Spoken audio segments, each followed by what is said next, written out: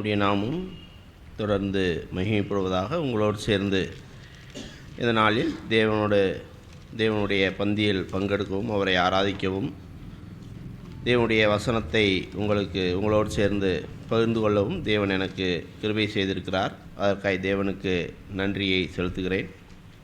நான் ஏற்கனவே இங்கே அறிமுகம் ஆகியிருப்பதினால் நேரடியாக வசன பகுதிகளுக்கு நேராக நாம் செல்லலாம். ஆதியாகமம் 39வது அதிகாரத்தை நாம் எடுத்துக்கொள்ளலாம். ஆதியாகமம் 39வது அதிகாரம் முதல் 2 வசனங்களை யாராவது வாசியுங்க.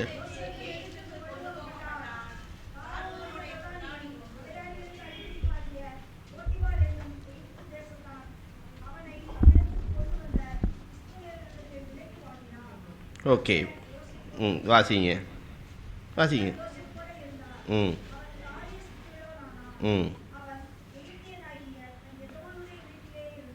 ஓகே, இந்த 39வது அதிகாரத்தை பெரும்பாலும் வாசிக்கும் பொழுது வாலிபர் மீட்டிங்கில் இதை வாசிக்காமலும் அல்லது இதிலிருந்து பிரசங்கம் பண்ணாமலும் யாரும் என்ன செய்ய மாட்டாங்க, இருக்க மாட்டார்கள். ஏனென்றால் இந்த பகுதியில் தான் நாம் படிக்கும் பொழுது 9ஆம் அதிகார வசனத்தில் இந்த வீட்டில் என்னிலும் பெரியவன் இல்லை, நீ அவருடைய மனைவியாய் இருக்கிறபடியால் உன்னை தவிர வேறொன்றையும் அவர் எனக்கு விலக்கி வைக்கவில்லை. இப்படி இருக்க நான் இத்தனை பெரிய பொல்லாங்குக்கு உடன்பட்டு தேவனுக்கு விரோதமாய் பாவம் செய்வது எப்படி என்றான். இந்த 39ஆம் அதிகாரத்தை படிக்கும் பொழுது அல்லது வாசிக்கும் பொழுது பலரும் புரிந்து கொள்வது யோசேப்பு பாவத்திலிருந்து விலகி ஓடக்கூடிய நிகழ்ச்சியை முக்கியத்துவப்படுத்தி எழுதியிருப்பதாக பலரும் சொல்லுவது வழக்கம். ஆனால் இந்த 39வது அதிகாரத்தை மிக கவனமாக நீங்கள் படிக்கும் பொழுது அதில் சில மாறுதல்கள் இருக்கிறதை நாம் பார்க்க முடியும். இந்த 39ஆம் அதிகாரம் 2வது வசனம் நான் வாசிக்கிறேன். கர்த்தர் யோசேப்போடு இருந்தார். அதுபோல் 3வது வசனம் கர்த்தர் அவனோடு இருக்கிறார். அதுபோல் 21வது வசனம் பாருங்கள், 21 கர்த்தரோ யோசேப்போடு இருந்து. அப்புறம் 23வது வசனம் கர்த்தர் அவனோடு இருந்தபடியால். இந்த அதிகாரத்தின் தொடக்கமும் அதுபோல் இந்த அதிகாரத்தின் முடிவும் எப்படி வருகிறது என்றால் கர்த்தர் யோசேப்போடு இருந்தார். அப்போது கர்த்தர் யோசேப்போடே இருந்தபடியால் அவனுடைய வாழ்க்கையில் என்ன சம்பவம் நடந்தது என்பதை இந்த 39ஆம் அதிகாரத்தின் வாயிலாக நாம் புரிந்து கொள்ள முடியும். அப்போது கர்த்தர் யோசேப்போடே இருந்த பொழுது அவருக்கு நேர்ந்த சில காரியங்களை இந்த அதிகாரத்திலிருந்து சற்று வேகமாக நான் சொல்லி கடந்து செல்கிறேன். 1வது விஷயம், 39வது அதிகாரம் 1வது வசனம், யோசேப்பு எகிப்துக்கு கொண்டு போகப்பட்டான். முதல் விஷயம், கர்த்தர் யோசேப்போடே இருந்தபடியால் யோசேப்பு தனிமைப்படுத்தப்பட்டார். சற்று கவனமாக கவனித்து கொண்டே வாருங்கள். இடையில ஃப்ளோ உங்களுக்கு விட்டுச்சுன்னா சில நேரம் நான் சொல்லக்கூடிய கருத்தை நீங்கள் புரிந்து கொள்ள முடியாமல் போய்விடும். அதனால் சற்று கவனமாக கவனியுங்கள். முதல் விஷயம், யோசேப்புடன் கர்த்தர் யோசேப்போடு இருந்தபடியால் முதல் விஷயம், அவர் தனிமைப்படுத்தப்பட்டார். யோசேப்பு எகிப்துக்கு கொண்டு போகப்படுகிறார். 37வது அதிகாரம் 8வது வசனத்தை நாம் பார்க்கும் பொழுது 37:3 இஸ்ரவேலின் முதிர் வயதிலே யோசேப்பு தனக்கு பிறந்ததினால் இஸ்ரவேல் தன் குமாரர் எல்லாரிலும் அவனை அதிகமாய் நேசித்து அவனுக்கு பலவிதமான அங்கிகளை செய்வித்தான். யாக்கோவுக்கும் ராகேலுக்கும் பிறந்த மூத்த மகன் இந்த யோசேப்பு. யாக்கோவுடைய வயதுடைய காலத்தில் அவர் பிறந்தார். யாக்கோவுக்கு அதிகமாய் நேசிக்கப்பட்டவர், அப்பாவின் அரவணைப்பில் காணப்பட்டவர், எதிர்காலத்தில் என்ன நடக்கப் போகிறது என்பதை சொப்பனங்கள் மூலமாக அறிந்திருந்தவர், வாக்குத்தத்தம் பண்ணப்பட்ட தேசத்தில் இருந்தவர், வீட்டிலே தம்பியுடனும் தந்தையுடனும் அண்ணன்களுடன் இருந்தவர், அப்பாவுக்கு மிகவும் நெருக்கமானவர், தன்னுடைய அம்மாவை 7 வயதில் பறிகொடுத்தவர், நாட்டை விட்டு, ஊரை விட்டு, சொந்தங்களை விட்டு, குடும்பத்தை விட்டு, தகப்பனை விட்டு, தம்பியை விட்டு இப்போது எகிப்தில் தனிமைப்படுத்தப்பட்டார். காரணம், கர்த்தர் யோசேப்போடே இருந்தார். கர்த்தர் யோசேப்போடே இருந்தபடியால் இப்பொழுது யோசேப்பு தனிமைப்படுத்தப்பட்டார். தன்னுடைய அப்பா, நெருக்கமாக இருந்த அப்பா, தன்னுடைய தம்பி பென்யமீன், அதுபோல் சிறு வயதிலே உங்கள் அம்மா இறந்துட்டாங்க, இவர் அங்கேருந்து வந்துக்கிட்டு இருக்கிறாரு, தன்னுடைய தாத்தா ஊர்லேருந்து, அம்மாவை பெற்ற தாத்தா ஊர்லேருந்து வந்துக்கிட்டு இருக்கிறாரு. அப்பயே அம்மாவை பறி கொடுத்துட்டாரு. இப்பொழுது இப்போ 17 வயசாகுது, தன்னுடைய தந்தையாருடன் இருக்கிறார். அதிகமாய் நேசிக்கப்பட்ட ஒரு மகன். ஆனால் கர்த்தர் யோசேப்போடே இருந்தபடியால் யோசேப்பு தனிமைப்படுத்தப்பட்டார். ரெண்டாவது விஷயம், அதே 1வது வசனத்தில் 2வது பகுதி பாருங்க. பார்வோனுடைய பிரதானியும் தலையாரிகளுக்கு அதிபதியுமாகிய போத்திபார் என்னும் எகிப்து தேசத்தான் அவனை அவ்விடத்திற்கு கொண்டு வந்த இஸ்மவேலிடத்தில் விலைக்கு வாங்கினான். முதல் விஷயம், கர்த்தர் யோசேப்போடு இருந்தபடியால் யோசேப்பு தனிமைப்படுத்தப்பட்டார். ரெண்டாவது, கர்த்தர் யோசேப்போடு இருந்தபடியால் யோசேப்பு தாழ்மைப்படுத்தப்பட்டார். இந்த இடத்துல நாம் வாசிக்கிறோம், யோசேப்பை அடிமையாக விற்கிறார்கள். இந்த நபர் போத்திபார் என்கிறதான ஒரு நபரிடம் விற்கிறார்கள். இந்த போத்திபார் அப்படிங்கிறவர் சாதாரண ஒரு நபர் கிடையாது. அந்த சமயத்தில் வல்லரசாக திகழ்ந்த இந்த எகிப்து தேசத்தில் ராஜாவாக இருக்கக்கூடியவர் பெயர் பார்வோன். அந்த பட்டத்தின் பெயர் பார்வோன். அந்த பார்வோனுக்கு இவர் பாதுகாப்பு அதிகாரியாக செயல்படுகிறவர். கவனத்தில் இதை கொஞ்சம் கவனமாக கவனிச்சுக்கோங்க. பாதுகாப்பு அதிகாரியாக செயல்படக்கூடிய ஒரு நபரிடம் இவர் விற்கப்படுகிறார். 37ஆம் அதிகாரம் 2ஆம் வசனம், யாக்கோபுடைய சந்ததியின் வரலாறு. யோசேப்பு 17 வயதில் தன் சகோதரனுடைய ஆடுகளை மேய்த்து கொண்டிருந்தான். அந்த இளைஞன் பில்கால் சில்பால் என்னும் தகப்பனுடைய மறுமனையாட்டிகளின் குமாரோடு இருந்து அவருடைய துன்மார்க்கத்தை தன் தகப்பனுக்கு சொல்லி வருவான். இப்போ மற்றவர்களை கண்காணிக்கும் பொறுப்பில் தன்னுடைய ஊரில் இருக்கும் பொழுது, மற்றவர்களை கண்காணிக்கும் பொறுப்பில், முக்கியமாக தன்னுடைய சகோதரர்களை கண்காணிக்கும் பொறுப்பில் யோசேப்பு இருந்திருக்கிறார். 3ஆம் வசனத்தில் வாசித்தது போல பலவர்ணமான அங்கி அவருக்கு இருந்திருக்கிறது. வீட்டில் இவர் சொல்வதை அனைவரும் கேட்க வேண்டும். வீட்லேயும் சரி, வெளியிலையும் சரி, இவர் சொல்வதை எல்லாரும் கேட்கணும். ஆனால் இப்போ இங்கே வாசிக்கும் பொழுது இவருக்கு மேலாக ஒரு எஜமானர் இருக்கிறார். இவருக்கு இப்பொழுது பலவர்ண அங்கி கிடையாது, அடிமையின் ஆடை இப்பொழுது இவருக்கு கொடுக்கப்பட்டிருக்கிறது. முன்பு எந்த வேலையும் அதிகமாக செய்ய வேண்டியதில்லை, இப்பொழுது எல்லா வேலையும் இவர் தான் செய்யணும். வீட்டில் அவர் எப்பொழுது எழுந்திருக்கலாம், எப்பொழுது வேணாலும் உறங்கலாம். ஆனால் இப்பொழுது அதிகாலையில் நேரப்பட எழுந்து இரவு மங்கிய பிறகு நேரம் கழித்து இவர் உறங்க வேண்டும். மற்றவர் சொல்வதை கேட்டு நடக்க வேண்டும். கொடுக்கும் உணவை உண்டு இவர் வாழ வேண்டும். ஆனால் கர்த்தர் யோசேப்போடு இருந்தார். ஆதலால் யோசேப்பு தாழ்மைப்படுத்தப்பட்டார். இவர் வீட்டில் இவர் என்ன வேணாலும் செஞ்சுக்கலாம். 12 பேர் மொத்த யாக்கோபுக்கு 13 குழந்தைகள், ஒரு பெண் குழந்தை, 12 பேர் இப்போ நிற்கிறார்கள் என்று சொன்னால் இவருக்கு மட்டும் தனி ட்ரெஸ்ஸு. அப்பாவோடு எப்பயும் அவர் இருக்கலாம். 11 பேர் ஆடு மேய்ச்சிக்கிட்டு இருப்பாங்க, 10 பேர் ஆடு மேய்ச்சிக்கிட்டு இருப்பாங்க. ஏன்னா பென்யமீன் வீட்டில் தான் இருக்கிறாரு, அவர் ஆடு மேய்க்க போகலை. இவர் எந்த வேலையும் செய்ய வேண்டியதில்லை. வீட்டில் ஒரு ராஜாவாக நல்ல நிலைமையில் இவர் காணப்படலாம். ஆனால் இப்பொழுது கர்த்தர் யோசேப்போடே இருந்தபடியால் இப்போ எப்படி இருக்கிறார்? இவர் தாழ்மைப்படுத்தப்பட்டார். 3வது பகுதி, 3வது பாருங்க, 3லிருந்து 6 வரையில் வசனங்கள். கர்த்தர் அவனோடு இருக்கிறார் என்றும் அவன் செய்கிற யாவையும் கர்த்தர் வாய்க்க பண்ணுகிறார் என்றும் அவன் எஜமானன் கண்டு யோசேப்பினிடத்தில் தயவு வைத்து அவனை தனக்கு ஊழியக்காரனும் தன் வீட்டுக்கு விசாரணை காரணமாக்கி தனக்கு உண்டான யாவற்றையும் அவன் கையில் ஒப்புவித்தான்.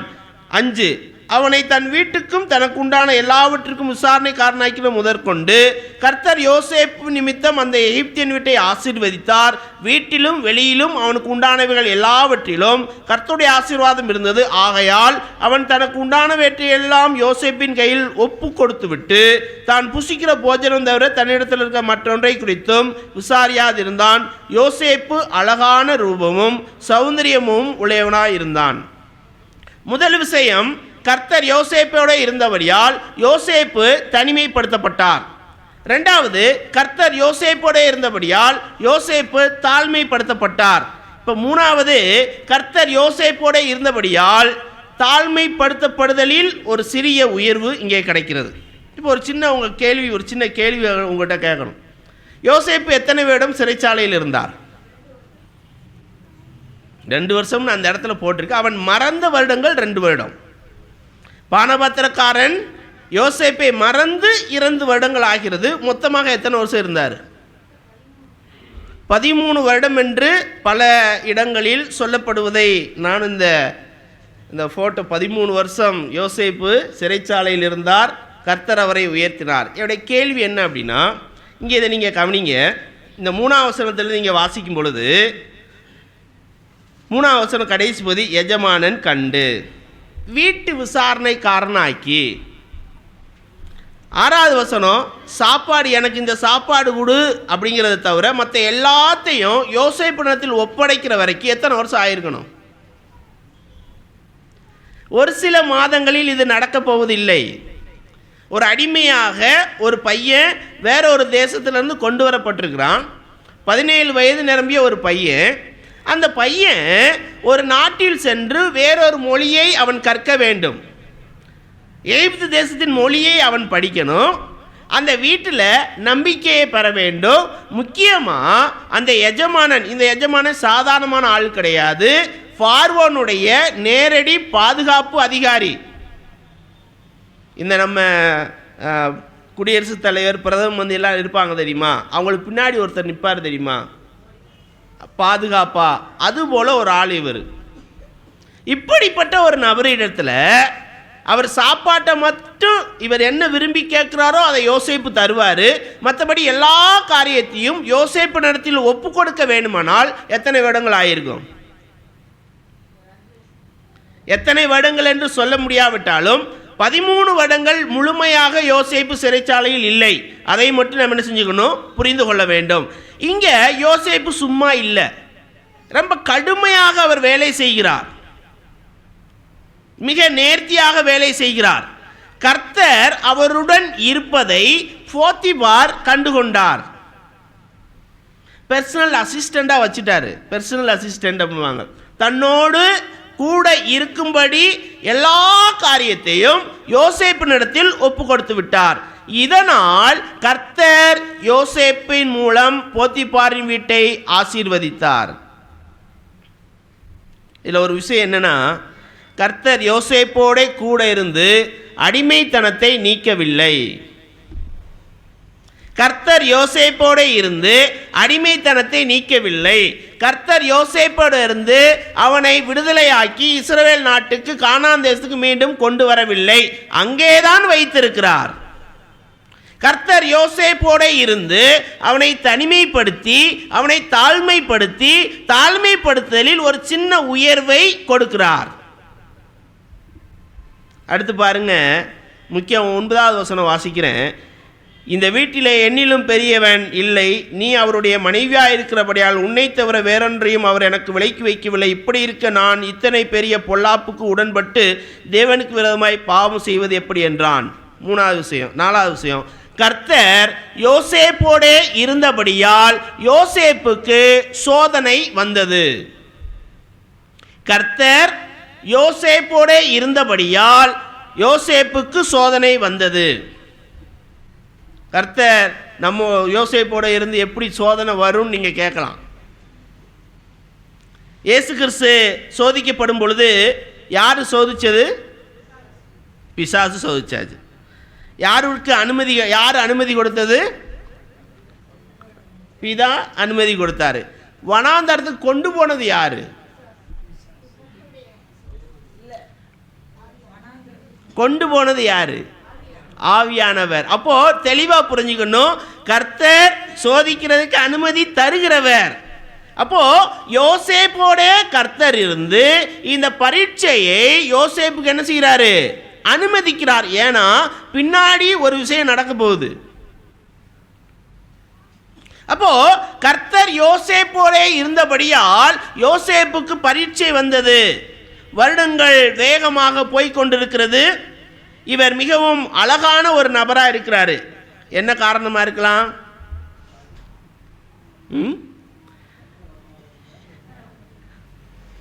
இல்லை, இது அவர் யோசேப்பு அழகான ரூபமும் சௌந்தரியம் உடையவனாக இருந்துன்னு போட்டிருக்குது. அது உடல் அப்பியரன்ஸ் தான். இது எப்படி இவருக்கு கிடைச்சது? இவங்க பாட்டியோட மாமியா யாரு? பாட்டியோட மாமியா யாரு? சாராள். சாராள் ரைட்டு. இவங்க பாட்டி ரெபேக்கா, இவங்க அம்மா. பார்த்த உடனே அவங்கள என்ன செஞ்சிட்டார்? லவ் பண்ணிட்டார் இவங்க அப்பா. அப்படிப்பட்ட ஒரு அவர் தவறு, அது தவறு தான். ஆனாலும் ராகேல் அழகுள்ளவர்கள். இவங்க மெசொப்பொத்தேமியா நாட்டிலிருந்து வந்த நல்ல ஒரு கலருடைய அழகான ஒரு நபர்கள். இந்த வம்சத்தில் யார் பிறந்திருக்கா? இந்த வம்சத்தில் இவர் பிறந்ததுனால நல்ல அழகாக இருக்கிறார். நாட்கள் அந்த போத்திபாரின் வீட்டில் ஓடிக்கொண்டிருக்கிறது. போத்திபாரின் மனைவிக்கு இவன் மேல் ஒரு கண் எப்பொழுதும் அந்த பெண்மணியார் வைத்து கொண்டே இருக்கிறார்கள். நாட்கள் ஒவ்வொரு முறையும் அந்த பெண்மணியார் இவனை தவறு செய்வதற்கு யோசேப்பை அழைக்கும் பொழுது இவர் வேண்டாம் வேண்டாம் என்று சொல்லிக்கொண்டே வருகிறார். ஒரு நாள் வருகிறது. அந்த பெண்மணியாருடன் இவர் பேசுகிற அந்த நிகழ்ச்சி 9ஆம் வசனத்தில் இருக்குது. அதில் 3 விஷயத்தை கவனிங்க. எப்படி அவர் ஓடினார்? 9ஆவது வசனம் பாருங்க. பெரிய பொல்லாங்கு, அந்த வார்த்தை இருக்குதா 9ஆவது வசனத்தில்? இந்த பாவத்தை இவர் பெரிய பொல்லாங்கு என்று பார்க்கிறார். 2வது தேவனுக்கு விரோதமானது. அப்புறம் நான் செய்ய மாட்டேன். கொஞ்சம் வாலிப பிள்ளைங்களும் வாலிப பையங்களும் கொஞ்சம் கவனிங்க. யோசேப்பு ஆடையை விட்டு ஓடினான். அந்த பெண்ணுக்கு சம்மதித்திருந்தால் என்ன நடந்திருக்கும்? அதன் விளைவாக யோசேப்பு அந்த பெண்ணுக்கு சம்மதித்திருந்தால் அந்த வீட்டுக்கு எஜமானன் ஆகியிருப்பான். யோசேப்பு அந்த பெண்ணுக்கு சம்மதியாததினால் நாட்டுக்கு அதிபதியானான். ஆமை ரைட்? இதான் வாலிபர்கள் ரொம்ப முக்கியமாக கவனித்துக் கொள்ள வேண்டிய விஷயம். யோசேப்பு அந்த பெண்ணுக்கு சம்மதித்திருந்தால் அந்த வீட்டில் அவன் எஜமானன் ஆகியிருப்பான். இன்னும் எல்லா காரியங்களும் அவன் ஃப்ரீயாக செய்திருக்க முடியும். ஆனால் அந்த பெண்ணுக்கு அவன் சம்மதியாததினால் நாட்டுக்கு என்ன செஞ்சான்? அதிபதியானான். தாழ்மைப்படுத்துதலில் கர்த்தரோடு யோசேப்பு இருந்தபொழுது தாழ்மைப்படுத்துதலில் ஒரு பரீட்சை வருகிறது. அடுத்து 13ஆம் வசனத்திலிருந்து நான் வாசிக்கிறேன்.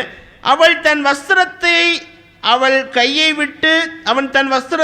கையை விட்டு வெளியே ஓடிப்போனதை அவள் கண்டபோது அவள் தன் வீட்டு மனுஷனை கூப்பிட்டு, பாருங்கள், எபிரேய மனுஷன் நம்மிடத்தில் சரசம் பண்ணும்படிக்கு அவனை நமக்குள் கொண்டு வந்தார்.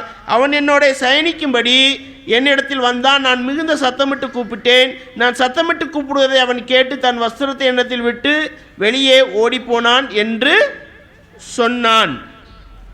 அப்புறம் 19ஆம் வசனம் பாருங்க. உம்முடைய வேலைக்காரன் எனக்கு இப்படி செய்தான் என்று தன் மனைவி சொன்ன வார்த்தைகளை அவன் எஜமான் கேட்டபோது அவனுக்கு கோபம் உண்டது. இப்போ கர்த்தர் யோசேப்போடே இருந்தபடியால் தாழ்மைப்படுத்தப்படுதலில் தனிமைப்படுத்தப்படுகிறார். ஏற்கனவே அப்பா அம்மா விட்டு வந்தாச்சு. அம்மா இறந்துட்டாங்க, அப்பாவுடைய வீட்டை விட்டாச்சு, அண்ணன் தம்பியை விட்டாச்சு, ஊரை விட்டாச்சு, எல்லாத்தையும் விட்டு இங்கே வந்தால் இந்த வீட்டில் கொஞ்சம் உயர்வு கிடைக்குது. இப்போ மறுபடியும் அது என்ன நடக்குது? 2 முறை யோசேப்புக்கு ட்ரெஸ்ஸுனால பிரச்சனை வருது. முறை அவங்க அப்பா போட்டு விட்ட ட்ரெஸ்ஸு அந்த பலவர்ணமான, அதனால தான் இவரை தூக்கி என்ன செஞ்சிட்டாங்க? அந்த குழி எப்படி இருக்குன்னு தெரியுமா? அந்த குழியை குறித்து நான் கொஞ்சம் சொல்கிறேன். மற்றவர்களை எப்படி மன்னிக்க வேண்டும் என்பதை அதை வச்சு நீங்கள் புரிஞ்சுப்பீங்க. இந்த குழி அப்படின்னு சொல்லுவாங்க. அவனை குழியில் போட்டாங்க அப்படின்னா அந்த குழி எப்படி இருக்குன்னா, நம்ம பானை இருக்கு இல்லையா, பானை, மண்பானையில் இந்த மேற்பரப்பு இதுதான், இப்படி வச்சுக்கோங்க, இதுதான் அந்த தரனா, இப்படி இருக்கும். அது கீழே குழி, உள்ளே என்ன பண்ணிடுவாங்க அப்படின்னா நல்லா பிளாஸ்டர் அடிச்சிருவாங்க. பிளாஸ்டர் அடிச்சுட்டு மழை பெய்யக்கூடிய காலத்தில் தண்ணி அதில் சேகரித்து வச்சுருவாங்க. மழை பெய்யாத காலங்களில் என்ன பண்ணுவாங்க அப்படின்னா அதிலிருந்து நீரை எடுத்து ஆடு மாடுகளுக்கும் தங்களுக்கும் உபயோகப்படுத்துவார்கள். இவன் போன சமயம் வெயில் காலம், குழியில் என்ன செய்யலை, தண்ணி இல்லை. அதனால தான் அவர்கள் தேத்தான் அப்படிங்கிற இடத்துலேருந்து வேறொரு இடத்துக்கு மேய்ச்சலுக்கு போகிறாங்க. ஏன்னா வெயில் காலம், மேய்ச்சலுக்கு இல்லை. இவன் போன சமயத்தில் உள்ளதுக்கு போட்டுறாங்க. மற்றவருடைய உதவியின்றி என்ன செய்ய முடியாது, வெளியில் வர முடியாது. சொப்பனை வேற கர்த்தர் என்ன செஞ்சிட்டாரு, கொடுத்துட்டாரு. அது இல்லாமல் இவனுக்கு ஆடை வேற அவங்க அப்பா கொடுத்துட்டாரு. அவனுடைய நினைவுகளை கொஞ்சம் யோசிச்சு பாருங்க.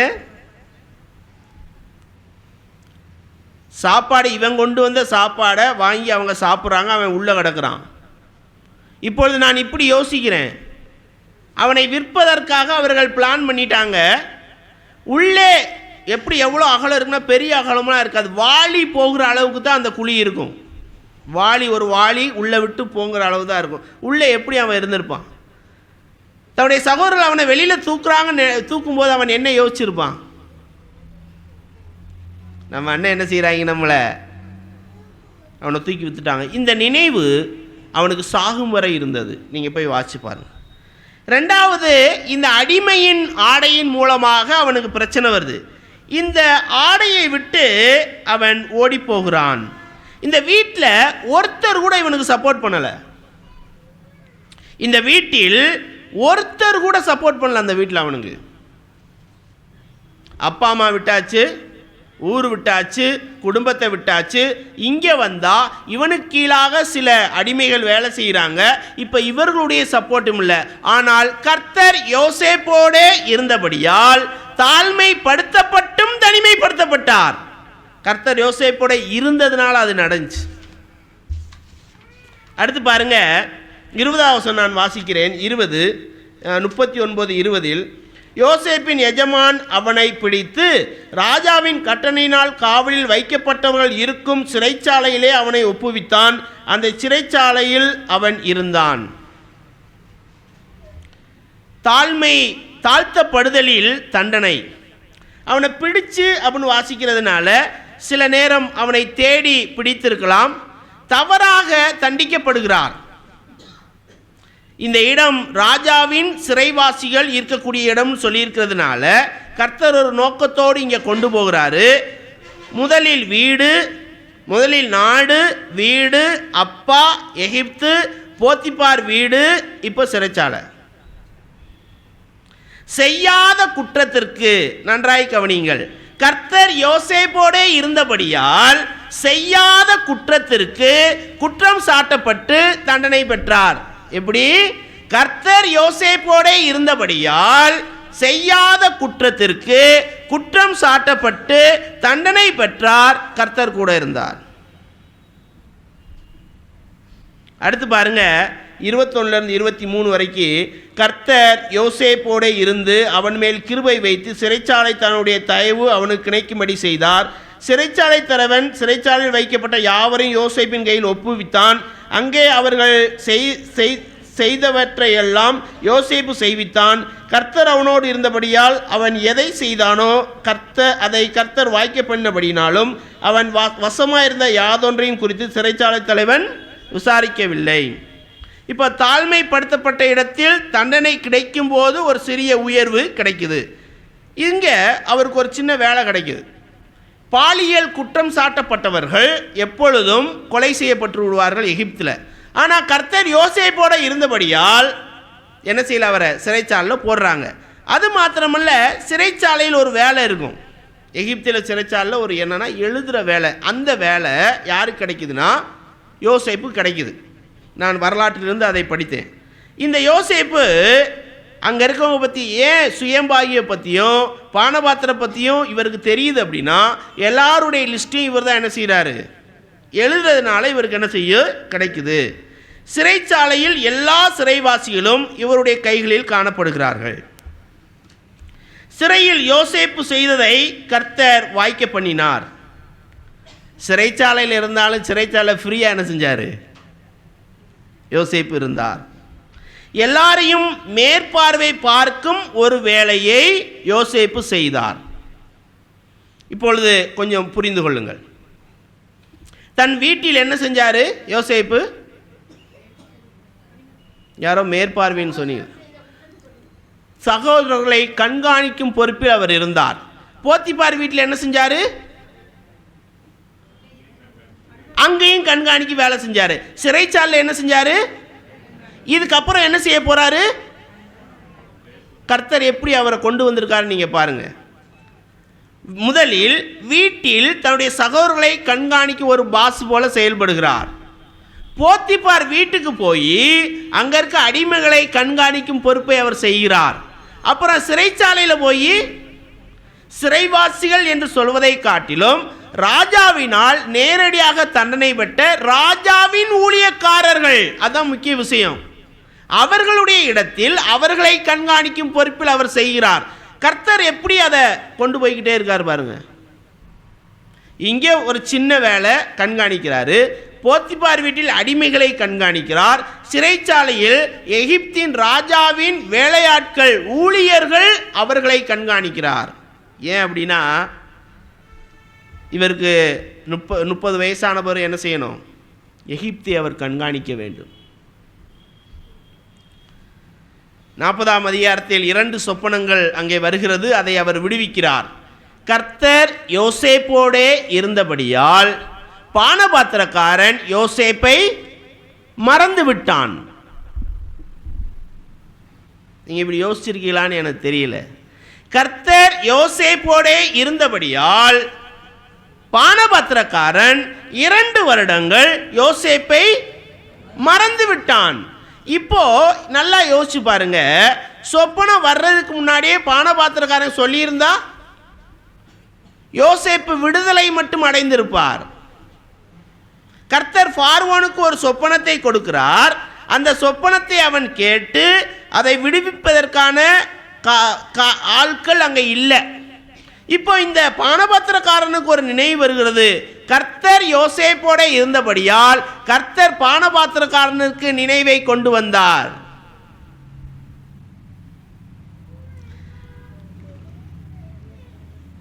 நாம் பல நேரங்களில் யோசிக்கக்கூடிய ஒரு விஷயம், ஏன் என் வாழ்க்கையில் இப்படியெல்லாம் நடக்குது?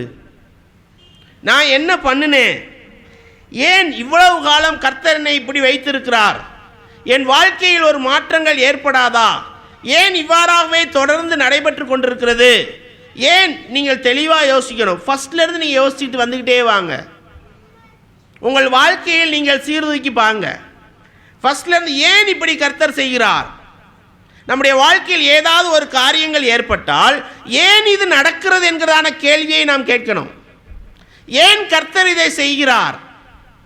ஏன் என் வாழ்க்கையில் இப்படி தொடர்ந்து நடைபெற்று கொண்டிருக்கிறது? அதுக்கு ஒரு நோக்கம் இருக்குது. யார் கொண்டு வந்த சாப்பாடை சாப்பிட்டுட்டு குழிக்குள்ள இவனை போட்டாங்களோ அவங்களுக்கு இவன் தான் என்ன செய்கிறான் பின்னாடி. நாம் புரிந்து கொள்ள வேண்டும். இது ஆறுதல் படுத்தக்கூடிய விஷயமாக நமக்கு இருக்கும், நல்லதுதான். அதே சமயம் புரிந்து கொள்ள வேண்டும். நம் வாழ்க்கையில் அறிந்து கொள்ள வேண்டிய, புரிந்து கொள்ள வேண்டிய மிகப்பெரிய பாடம் இது. என் வாழ்க்கையில் கர்த்தர் ஏன் இவ்வாறு செயல்படுகிறார், கர்த்தர் என்ன செய்து கொண்டிருக்கிறார் என் வாழ்க்கையில் என்பதை யோசேப்பின் மூலமாக நான் படிக்க வேண்டியது ரொம்ப அவசியமா இருக்கு. ஏன் இப்படி செய்கிற? என்னை மறந்துட்டார் கர்த்தர். வேத புஸ்தகத்தில் ஒரு காரியத்தை நான் புரிந்து கொள்ளும் பொழுது, கர்த்தர் எப்பெல்லாம் அமைதியாக இருக்கிறாரோ அப்போ படு பயங்கரமாக வேலை நடந்துக்கிட்டு இருக்கும். கர்த்தர் எப்பொழுதெல்லாம் அமைதியாக காட்சி அளிக்கிறார் என்று நீங்கள் நினைத்தீர்கள் என்றால், கர்த்தர் பல திட்டங்களோடு அவர் செயல்பட்டு கொண்டிருக்கிறார். 400 வருஷம் கர்த்தர் என்ன செய்யலை? மக்களிடையே, உலக மக்களிடையே, இஸ்ரவேல் ஜனங்கிட்ட பேசலை. ஆனால் அந்த 400 வருஷத்தில் தேவகுமாரனை அனுப்பும்படியான எல்லா வேலையும் செஞ்சு முடிச்சிட்டார். கர்த்தர் அமைதி காக்கிறார், நம்முடைய காரியங்களுக்கு அமைதி காக்கிறார் என்று சொன்னால் சோர்ந்து போக வேண்டாம். ஆவியானவரின் ஏவுதலினால் அந்த பாடல்களை இன்று நான் பாடினோம். அதை எடுத்தவுடனே அதுதான் எனக்கு யோசனை வந்துச்சு. அந்த ஒரு பாடலை நாம் பாடினோம் இல்லையா? அதி சீக்கிரத்தில் இந்த உபத்திரம் அல்ல, நமக்கு வரக்கூடிய உபத்திரவம். உள்ளான மனுஷன் நாளுக்கு நாள் புதிதாகப்படுகிற நேரம் இது. சோர்ந்து போகாதே மனமே, சோர்ந்து போகாதே. இந்த மனிதன் எத்தனை வருடங்கள் அவன் சிந்திச்சிருப்பான்? தன்னுடைய சகோடைய செயல்பாடுகளை அவன் எத்தனை வருஷம் சிந்திச்சிருப்பான்? பானபாத்திரக்காரனுடைய செயல்பாடை 2 வருஷம் சிந்திச்சிருப்பான் இல்லையா? 2 வருஷம் சிந்திச்சிருப்பான். ஏன் இப்படி நடக்கிறது, எதற்கு நடக்கிறது, ஆன்சரே தெரியல. கடைசி அவனுடைய ஸ்டேட்மெண்ட் எப்படி இருக்கு தெரியுமா? கடைசி அவன் சொல்லக்கூடிய அந்த வார்த்தையை பாருங்க. 50வது அதிகாரம் 20வது வசனம்.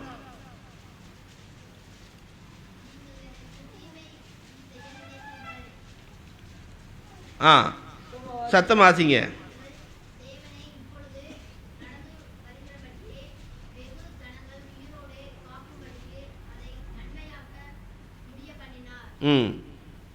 வாசிங்க.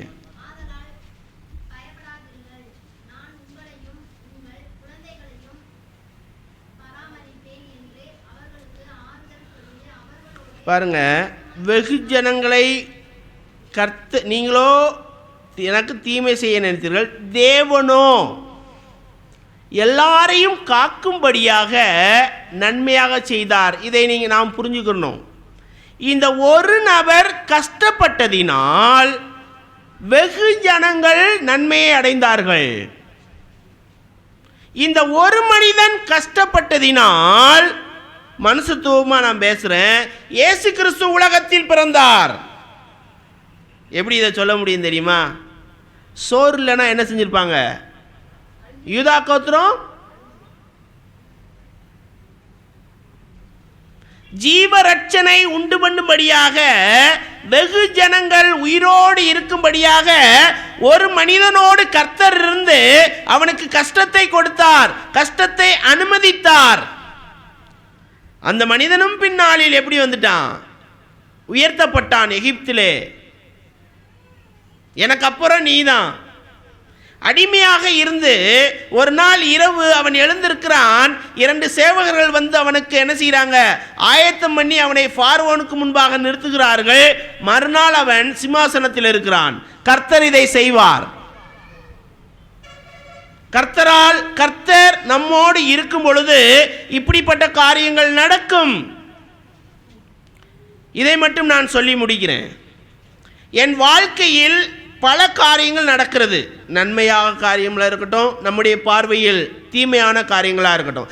ஏன் இதை கர்த்தர் செய்கிறார், அதை மட்டும் புரிஞ்சுக்கிட்டா போதும். ஏன் இதை செய்கிறார், இதை செய்வதின் நோக்கம் என்ன? ரிசல்ட் எல்லாம் சரிதானே? ரிசல்ட் எல்லாம், முடிவெல்லாம் சரியாக தான் இருக்குது. ஆனால் இடைப்பட்ட அந்த டைமில் என்ன நடக்கிறது என்று நமக்கு புரியாது. அந்த சமயத்தில் நாம் பொறுமை காக்க வேண்டுவதும், தேவனிடத்தில் அதிக பக்தியாக இருக்க வேண்டுவதும் அவசியம். ஏன்னா அந்த பாவம் நடக்கும்போது, அந்த பெண்மணியார் அப்ரோச் பண்ணும்போது தேவனை இவர் மையப்படுத்தி பேசுகிறத நம்ம கவனிக்க முடியும். அப்போ இவர் இந்த கவலையின் கஷ்டத்தின் வழியாக கடந்து செல்லும் பொழுது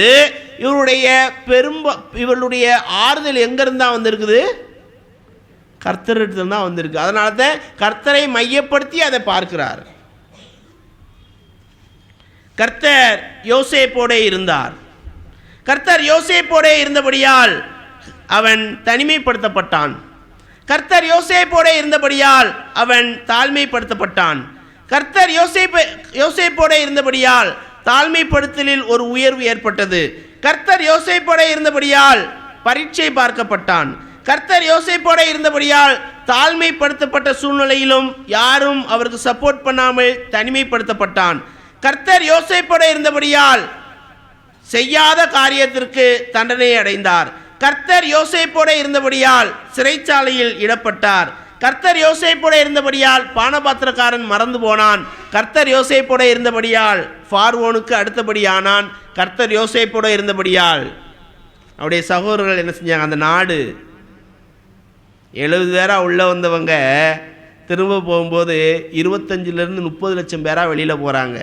அதற்கு காரணம் இந்த ஒரு மனிதனுடைய செயல்பாடு. அவன் தெய்வத்தை தெளிவாக புரிந்து வைத்திருக்கிறான். என்னுடைய வாழ்க்கையில் தேவனை புரிந்து கொள்வது மிகவும் முக்கியமான விஷயம். நம்முடைய வாழ்க்கை நடக்கிறது உண்மை, ஆனால் தேவனை புரிந்து கொள்ள வேண்டியது அவசியமான ஒரு விஷயம். இந்த மனிதன் பாவத்திற்கு விலகி ஓடும் பொழுதும் தேவனை மையப்படுத்துகிறான். முடிவில் தன்னுடைய சகோதரர்களை மன்னிக்கும் போதும் தேவனை முன்னிலைப்படுத்துகிறான்.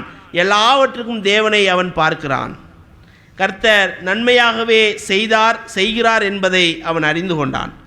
கர்த்தர் யோசேப்போடு இருந்தபடியால் இந்த காரியங்கள்லாம் அவனுடைய வாழ்க்கையில் நடந்தது.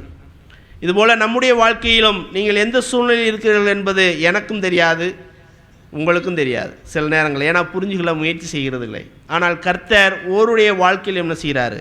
செயல்படுகிறார். கர்த்தருக்கு ஒப்புவித்து அவர் சித்தத்துக்கு நம்மை அர்ப்பணித்து அவருடைய கரத்தில் அடங்கியிருக்க தேவன் நமக்கு உதவி செய்வாராக. தேவனுடைய நாமம் மகிமைப்படுவதாக. ஆமென். நாம் இப்பொழுது ஜெபித்து நிறைவு செய்ய போகிறோம். பிரியமானவர்களே, கர்த்தர் யோசேப்போடே இருந்தார். தாழ்மைப்படுத்தப்பட்டான், தனிமைப்படுத்தப்பட்டான். அதிலும் ஆண்டவர் அவனுக்கு ஒரு உயர்வை கட்டளையிட்டார். எவ்வளவு பெரிய ஆசீர்வாதமான காரியம் பாருங்கள். ஒரு பெரிய ஆசீர்வாதமான காரியத்தை நாம் கேட்டோம். அடிக்கடி அதில் சொல்லக்கூடிய வார்த்தை, யோசேப்போடு கர்த்தர் இருந்தார். அவன் செய்வதெல்லாம் என்ன செய்தது? வாய்க்க பண்ணினார். நானும் நீங்களும் சோர்ந்து போகாதபடிக்கு இதை கர்த்தர் சொல்லுகிறார். இன்றைக்கி நம்முடைய நடுவிலே அருமையான கர்த்தருடைய தாசனை கொண்டு வந்து இந்த வார்த்தையை நமக்கு கொடுத்திருக்கிறார். கர்த்தருக்கே மகிமை உண்டாகட்டும். அதுபோல் இந்த கிணறு வெட்டும் வேலைக்காக வந்திருக்கிற அநேகர் இன்றைக்கு இங்கே வந்திருக்கிறீர்கள். உங்களையும் கர்த்தருடைய நாமத்திலே நாங்கள் அன்போடு வரவேற்கிறோம். ஆகையினாலே நம்ம எல்லாரும் சேர்ந்து ஐக்கியப்பட்டு கர்த்தரை மகிமைப்படுத்தினோம். நிச்சயமாய் நாம் யாரும் என்ன செய்ய வேண்டியதில்லை? ஆமேன். சோர்ந்து போக வேண்டியது இல்லை. சோர்ந்து போகாதே. சோர்ந்து போக சிரிப்போடு சொல்ல மாட்டேன்றீங்க. சோர்ந்து போகாதே. எதை குறித்தும் என்ன செய்யாதே? சோர்ந்து நம்மளை சும்மா தேவன் பிடிச்சி வச்சுருக்கலை. நம்மளை ஒரு நோக்கத்தோடு தான் வச்சுருக்கார். யோசேப்பை சும்மா பிடிச்சி ஜெயிலுக்குள்ளே போடலை. யோசேப்பு பல பொறுப்புகளை வைக்கிறாரு. ஆனால் எந்த பொறுப்புக்கு போனாலும் சில பிரச்சனை என்ன செய்யுது? வந்துக்கிட்டே இருக்குது. பிரச்சனை வருதுன்னு பொறுப்பு வேண்டான்னு சொன்னாரா? இல்லை. ஆண்டவரே பொறுப்பை தேடி கொடுத்தார். ஏன் தெரியுமா? இந்த நாட்டையே ஒரு பொறுப்போடு என்ன செய்யணும்? ஆளணும். எனக்கு ஒரு பொறுப்பும் வேண்டான்னு விலகி போகக்கூடாது. குடும்பத்தில் நம்ம எல்லாருமே பொறுப்பாக ஈடுபட்டு நம்ம எல்லாருமே சேர்ந்து இருந்து எதுலையும் சோர்ந்து போகக்கூடாது. அல்லேலூயா. சோர்ந்து போகாதே. சோர்ந்து போகாதே. கர்த்தர் நம்மோடு பேசியிருக்கிறார். கர்த்தருக்கு மகிமை உண்டாகட்டும். நாம் கர்த்தரை மகிமைப்படுத்தி இப்பொழுது ஜெபிக்கலாம்.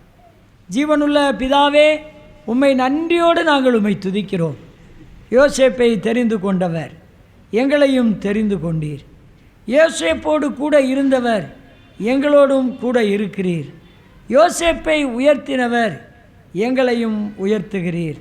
யோசேப்பு தாழ்மைப்படுத்தப்பட்டார், தனிமைப்படுத்தப்பட்டார், எல்லாம் நன்மைக்காகவே மாறச் செய்தீர். அன்றியும் அவருடைய தீர்மானத்தின்படி அழைக்கப்பட்டவர்களுக்கு சகலமும் நன்மைக்கு ஏதுவாகவே நடக்கிறது என்று சொல்லப்பட்டபடி யோசேப்புக்கு நடந்த எல்லா செயல்களும், கஷ்டங்களும், பாடுகளும், துன்பங்களும், தனிமைகளும், தாழ்வுகளும், அவனுக்கு நேரிட்ட எதிரான சூழ்ச்சிகளும் சூழ்நிலைகளும் நன்மைக்கு ஏதுவாக மாற்றினீர். அப்படியாக இந்த நீச அடியார்களாய் எங்களுக்கும் இந்த உலகத்தில் நேரிடுகிற பல பாடுகள், போராட்டங்கள், சோதனைகள், சில விடாய்த்த தன்மைகள், சோர்ந்து போகும் நிலைமைகள், இதையெல்லாம் பார்த்து கர்த்தர் மறந்து விட்டாரோ, கைவிட்டாரோ என்று நாங்கள் சில சமயம் சொல்லி முறுமுறுத்து விடக்கூடாது. யோசேப்பை போல நாங்களும் பொறுமையாக இருந்து ஒரு மாபெரும் ஆசீர்வாதத்தை பெற்றுக்கொள்ள காரணக்காரர்களாக இருக்க உதவி செய்யும். இன்றைக்கும் தேவன் எங்களுக்கு உம்முடைய அடியார் மூலமாய் எடுத்து கொடுத்த இந்த வாஸ்தைக்காக ஸ்தோத்திரம். இதை கேட்ட அநேக மக்கள், இங்கே இருக்கிற எங்கள் அன்பு சகோதர சகோதரிகள் யாவரும் வாழ்க்கையில் சோர்ந்து போகாமல் வெற்றி நடை போட கர்த்தர் உதவி செய்தருள வேண்டும் என்று ஜெபிக்கிறோம். பொறுப்புகளையும் செயல்களையும் விட்டு ஓடாமல் அதை நாங்கள் சந்தோஷமாக ஏற்றுக்கொண்டு மாபெரும் நிறைவை, ஆசீர்வாதத்தை பெற்றுக்கொள்ள உதவி செய்யும். வந்திருக்கிற எல்லா சகோதர சகோதரிகளை ஆசீர்வதியும். எங்கள் தேசத்துக்கு நல்ல மழையை தாரும். ஒவ்வொரு குடும்பத்துக்கும் நல்ல ஆசீர்வாதத்தை கட்டளையிடும். உம்முடைய அடியாரை இன்னும் பல இடங்களில் பயன்படுத்தும். துதி, கனம், மகிமை யாவும் உமக்கே செலுத்துகிறோம். கர்த்தராகிய இயேசு கிறிஸ்துவின் விலையேற பெற்ற நாமத்தில் வேண்டிக் கொள்கிறோம் ஜீவனுள்ள நல்ல பிதாவே, ஆமேன். என் ஆத்துமாவே கர்த்தரை ஸ்தோத்திரி, என் முழு உள்ளமே அவருடைய பரிசுத்த நாமத்தை ஸ்தோத்திரி. என் ஆத்துமாவே கர்த்தரை ஸ்தோத்திரி, கர்த்தர் செய்த சகல உபகாரங்களையும் மறவாதே. ஆமேன். நம்முடைய கர்த்தராகிய இயேசு கிறிஸ்துவினுடைய கிருபையும் பிதாவாகிய தேவனுடைய அன்பும் பரிசுத்த ஆவியானுடைய ஐக்கியமும் ஆசீர்வாதமும் பாதுகாவலும் சமாதானமும் நம் அனைவரோடும் உலகமெங்கிலும் உள்ள பரிசுத்தவான்களோடும் கூட இருப்பதாக. ஆமேன், ஆமேன், ஆமேன். கர்த்தருக்கு ஸ்தோத்திரம். கர்த்தர் உங்களை ஆசீர்வதிப்பார். கர்த்தருக்கே மகிமை உண்டாகட்டும்.